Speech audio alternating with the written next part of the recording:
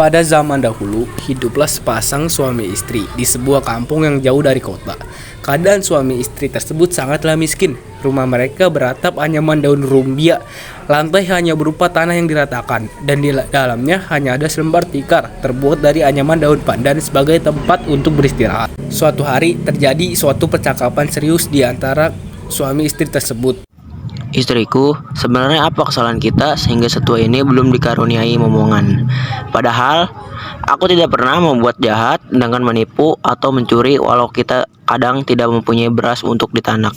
Entahlah suamiku, aku juga tidak pernah berbuat jahat dan bahkan selalu rajin beribadah. Jawab sang istri sambil menahan air mata. Mungkin kita kurang berserah diri dalam beribadah. Bagaimana kalau nanti malam kita sholat tahajud sambil memohon agar dikaruniai momongan? Kalau diberi anak, walau sebesar cabai rawit pun akan aku rawat dengan penuh kasih sayang. Singkat cerita, beberapa minggu kemudian sang istri mulai merasakan mual dan sakit pada bagian perutnya karena hamil. Namun pasangan ini tidak merasa curiga dan menganggapnya hanya sakit perut biasa, dan karena datangnya sakit tidak berlangsung secara terus-menerus serta kondisi perut yang tidak membengkak seperti layaknya orang hamil, maka sang istri tetap bekerja seperti biasa membantu suaminya mencari nafkah. Suatu ketika setelah sholat subuh, sang istri merasakan sakit yang teramat sangat pada bagian perutnya. Hal ini membuat suaminya menjadi bingung sekaligus gelisah. Ia ingin segera membawa istrinya berobat ke dukun terdekat, tetapi tidak mempunyai uang sepeser pun untuk membayarnya. Tidak berapa lama kemudian sakit sang istri mulai mereda karena telah berhasil melahirkan bayinya dengan selamat. Tetapi betapa terkejutnya mereka ketika melihat kondisi fisik bayi tersebut hanya sebesar cabai rawit. Sang istri pun menjadi bersedih hati. Ia tidak mengira kalau bakal melahirkan dan mendapatkan bayi yang ukurannya super mungil. Untuk menenangkan hati istrinya, sang suami lalu berkata, Sudahlah istriku, apapun kondisi bayi ini, dia adalah karunia ilahi yang harus kita rawat dan jaga. Masih ingatkah engkau kalau dahulu pernah berkata akan menjaga dan merawat dengan penuh kasih sayang apabila dikaruniai anak, walau hanya sebesar cabai rawit? Tanpa berkata sepatah pun, sang istri hanya tersenyum. Sebuah senyum bahagia karena akhirnya dipercaya oleh Tuhan untuk memelingi momongan. Saat itu, sang bayi yang berjenis kelamin perempuan dirawat dengan penuh kasih sayang hingga remaja. Namun karena sudah suratan takdir, tubuhnya tidak tumbuh besar dan tetap seperti cabai rawit. Walau begitu, ia masih membantu ayahnya bekerja sebagai kuli pengangkut barang di pasar untuk mendapatkan sedikit rezeki. Suatu hari, sang ayah jatuh sakit dan tak lama kemudian meninggal dunia. Sementara sang ibu yang merasa terpukul akan kepergian suaminya tercintanya itu, setiap hari kerjanya hanya menangis saja. Dia tidak tahu harus berbuat apa untuk menghidupi diri dan anaknya. Hal itu membuat tubuhnya yang sudah tua semakin rentan terhadap serangan berbagai macam penyakit. Khawatir akan kesehatan ibundanya tercinta, sang anak yang diberi nama Cabai Rawit berinisiatif untuk menggantikan posisi sang ayah sebagai kuli pengangkut barang di pasar. Saya akan menggantikan ayah kerja, Bu. Jangan nak, nanti kalau kau terpijak orang bagaimana? Mudah-mudahan tidak terjadi apa-apa, Bu. Saya sudah biasa membantu ayah di pasar. Anakku, hanya engkau sekarang satu-satunya orang yang ibu sayangi. Ibu tidak mau kehilanganmu, nak. Yakinlah kalau semuanya akan baik-baik saja, asalkan ibu mau mendoakan saya. Nanti kalau memang ternyata tidak sanggup, saya akan langsung pulang. Setelah berpikir beberapa saat, akhirnya sang ibu luluh hatinya.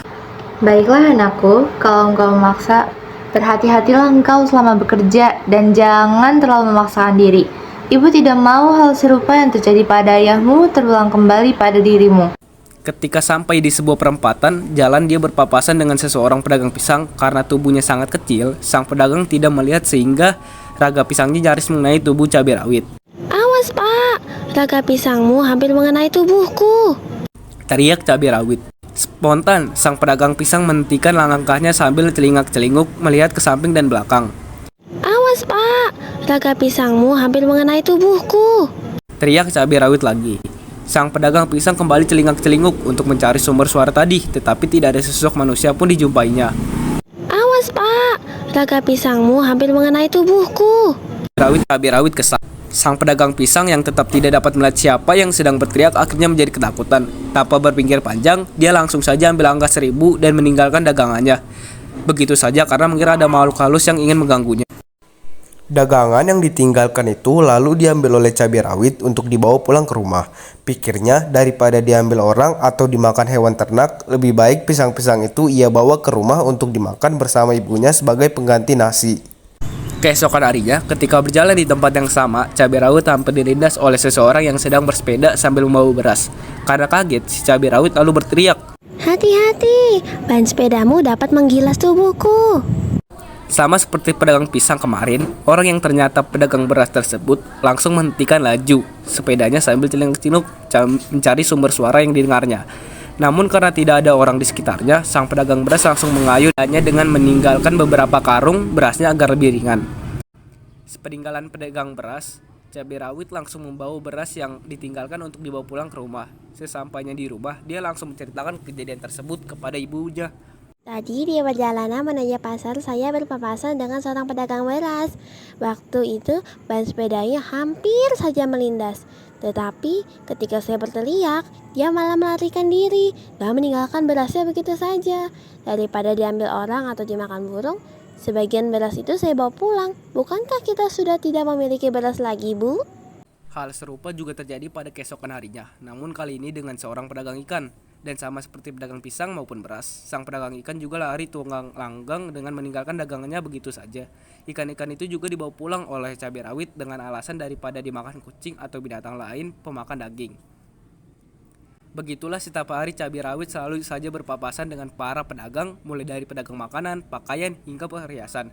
Mereka semua ketakutan dan meninggalkan barang dagangannya, sehingga cabai rawit selalu membawa pulang berbagai macam barang tanpa harus bekerja keras sebagai kuli angkut di pasar. Lama-kelamaan, karena ibu cabai rawit semakin makmur hidupnya, para tetangga menjadi curiga. Mereka mengira kalau cabai rawit melakukan hal-hal yang dilarang agama sehingga membuat dirinya kaya tanpa harus bekerja membanting tulang. Oleh karena itu, diketuai oleh kepala kampung, para warga berbondong-bondong mendatangi rumah ibu cabai rawit untuk meminta penjelasan. Setelah bertemu dengan ibu cabai rawit, sang kepala di kampung sebagai juru bicara langsung bertanya, Dari mana engkau mendapatkan kekayaan? Padahal tidak bekerja dan tidak ada orang yang memberimu nafkah lagi. Ibu cabai rawit hanya diam 1000 bahasa sehingga sang kepala kampung mengulangi pertanyaannya lagi. Tolong jawab pertanyaanku agar warga desa di sini tidak curiga terhadapmu. Tiba-tiba, daralah rumah terdengar suara. Tolong, jangan ganggu ibuku. Kalau kalian ingin menyakiti, sakitilah aku. Ibuku tidak bersalah. Orang-orang yang mendengar suara itu sontak terkejut. Mereka hanya mendengar suara namun tidak melihat orangnya sehingga suasana menjadi tegang. Kecurigaan penduduk semakin bertambah besar sehingga ibu cabai rawit akhirnya menjelaskan suara siapa yang keluar dari dalam rumahnya. Dia tidak hanya menjelaskan asal-muasal cabai rawit, tetapi juga bagaimana ia bisa hidup sejahtera selama ini walaupun tidak bekerja. Penjelasan itu akhirnya membuat seluruh penduduk dan berbalik menjadi simpatik. Mereka pun lalu sepakat untuk membuatkan rumah yang lebih layak bagi cabai rawit dan ibunya. Selain itu, mereka juga memberikan segala keperluan untuk hidup sehingga cabai rawit tidak perlu lagi pergi ke pasar dan menakuti para pedagang untuk mendapatkan makanan.